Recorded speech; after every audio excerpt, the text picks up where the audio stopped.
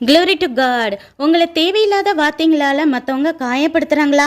நம்ம தாவீது ராஜாவையே பாருங்க. உங்க பிள்ளைங்க எல்லாரையும் விருந்துக்கு கூப்பிட்டு வாங்கன்னு சொன்னா தாவீதை மட்டும் ஆடு மேய்க்க விட்டு உதாசீனப்படுத்தின அப்பா.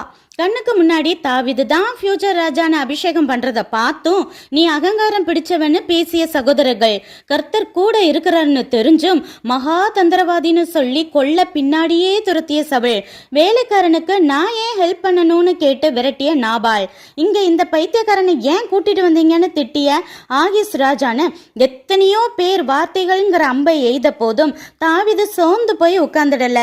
தேவன்கிட்ட கேட்டு கேட்டு அவர் காட்டின பாதையில தொடர்ந்து நடந்துகிட்டே இருந்தாரு. எது வரைக்கும் தாவீதுக்கு விரோதமா பேசினாங்க? தாவீது கிரீடம் சூட்டி சிங்காசனத்துல உட்கார வரைக்குமே.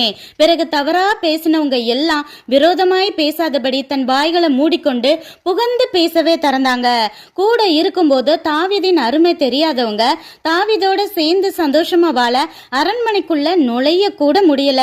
இதே போல தேவ பிள்ளைகளான உங்களையும் தேவன் உயர்த்தி வைக்கும் காலம் வரைக்குமே வேதனைப்படுத்துவாங்க. அப்புறம் பேசியவங்கள பலர் உங்களுக்கு கீழே அடங்கி போவார்கள்.